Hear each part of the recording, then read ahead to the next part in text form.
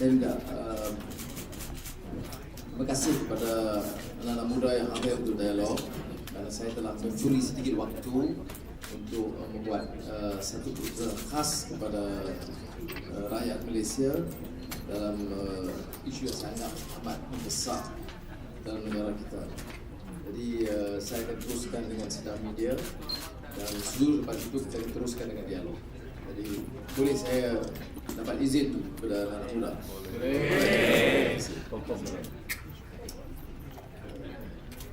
Saudara-saudari yang dimuliakan, lebih 4 bulan sudah berlalu sejak kita menyambut Hari Kemerdekaan dan Hari Malaysia. Namun menyambut hari-hari bersejarah ini kurang maknanya jika kita tidak mengamati kerangka lebih besar bagi negara kita. Perlu saya tekankan betapa pentingnya kerangka lebih besar itu. Inilah sebabnya saya mengambil peluang untuk memberikan satu keputusan, bukan saja untuk kalian yang hadir di majlis ini, tetapi untuk seluruh rakyat Malaysia di dalam dan juga luar negara. Yang saya maksudkan dengan seluruh rakyat Malaysia adalah keseluruhan keluarga anak Malaysia, tanpa mengira kaum, agama, kumpulan budaya maupun bahasa ibunda. Tidak kira sama ada anda menetap di Semenanjung atau di Sabah dan di Sarawak, dan tanpa mengira pendirian politik. Tidak kira sama ada anda bersama Pakatan Rakyat atau Barisan Nasional, atau anda tidak bersama keduanya, atau anda bebas ataupun menjauhi politik.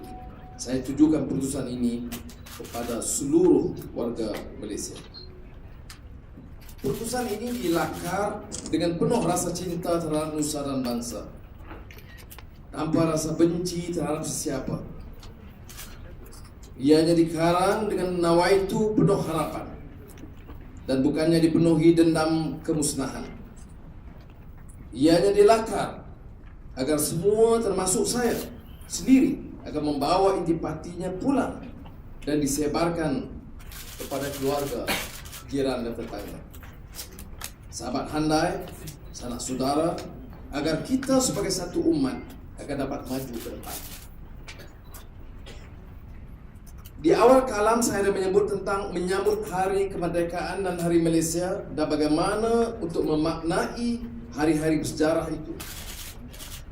Pertama sekali, ianya merupakan sambutan hak-hak kita sebagai warga negara seperti yang termaktub dalam Perlembagaan Persekutuan. Sebuah dokumen kenegaraan yang dipersetujui bersama oleh pimpinan negara kita di kala merdeka. Perlembagaan ini bukan hanya kata-kata. Ia adalah sebuah dokumen berdaulat yang dizahirkan daripada satu persetujuan di kalangan para pemimpin yang mewakili pelbagai komuniti yang tinggal di tanah air tercinta ini. Ia menjamin hak kita kepada kehidupan dan kebebasan, kepada kebebasan bersuara, berhimpun dan berkesatuan. Ia menegaskan kesaksamaan rakyat di bawah naungan undang-undang dan menjamin kebebasan beragama. Prinsip-prinsip ini wajib dihormati oleh semua, sama ada mereka di kalangan majoriti maupun minoriti. Prinsip ini wajib disanjung tinggi oleh ahli politik dalam percakapan dan perilaku, sama ada mereka berkuasa maupun di kalangan pembangkang. Semua kumpulan masyarakat sivil, badan-badan bukan kerajaan dan semua organ-organ negara wajib mematuhi hak di dalam perlembagaan ini. Identiti Malaysia sebagai sebuah negara berbilang kaum cukup terikat dengan keeratan silaturahim di kalangan semua kaum yang tinggal di bumi tercinta ini. Jika keutuhan silaturahim ini tercalar, maka identiti kita sebagai warga Malaysia juga bakal terhapus. Maka selepas 56 tahun merdeka, pertalian silaturahim ini bukan saja wujud, malah bertambah kukuh dan erat.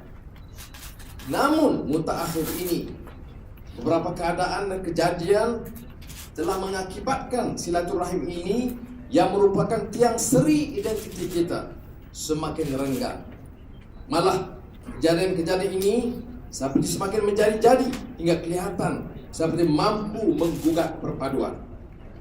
Walaupun perpaduan di kalangan kita belum lagi musnah, bak kata pepatah, mencegah lebih baik daripada mengobati. Kita tidak boleh leka. Ini kerana kita sedang menyaksikan tindakan beberapa pihak yang sedang berusaha sedaya upaya untuk membawa negara ke ambang kemusnahan. Kita sebenarnya belum menyaksikan usaha sebegini rupa semenjak kejadian yang berlaku sebelum tercetusnya tragedi 13 Mei 1969. Suara-suara kebencian dan kemarahan, suara-suara berprasangka buruk dan penuh syakwasangka, suara-suara kemusnahan dan kebobrokan yang cuba menghancur leburkan keharmonian, kerjasama dan persefahaman yang telah kita bina dari runtuhan tragedi ini.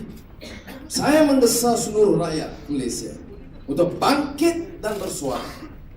Biarlah suara-suara rakyat yang penuh rasa hormat dan mahabbah, suara yang penuh timbang rasa dan kepercayaan, suara perpaduan dan integrasi mengalahkan suara sumbang yang penuh kebencian, dendam kesumat, perbalahan dan kemusnahan. Kita perlu mengubah hal itu dari arah polarisasi yang menjadi-jadi menuju arah penyapaduan yang lebih jitu.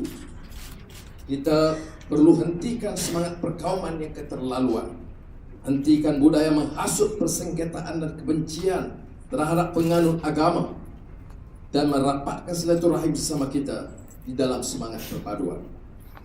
Para pemimpin dari kedua-dua belah pihak perlu mengenepikan isu kepartian dan menunjukkan semangat kepimpinan sejati untuk meleraikan ketegangan dan berusaha memperbaiki keadaan.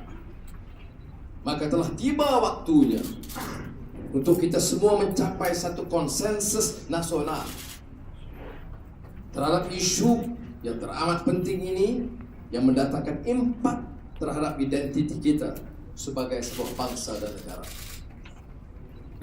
Dalam menegaskan kedudukan Islam dan mengakui bahwa orang Islam merupakan majoriti penduduk di negara ini, kita mesti menolak tanggapan bahwa Islam sedang terancam.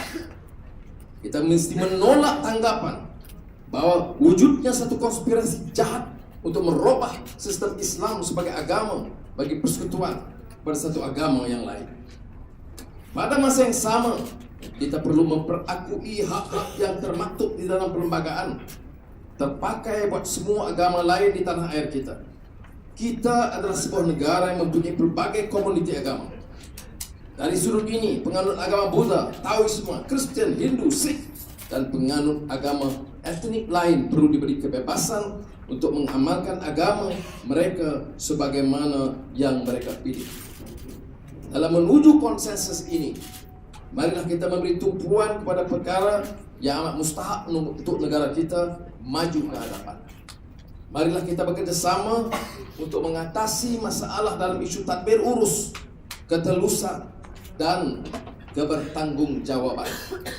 Tidak kira di peringkat pusat maupun di negeri-negeri, marilah kita menetapkan iltizam untuk menghapuskan barang rasuah yang menghantui kita.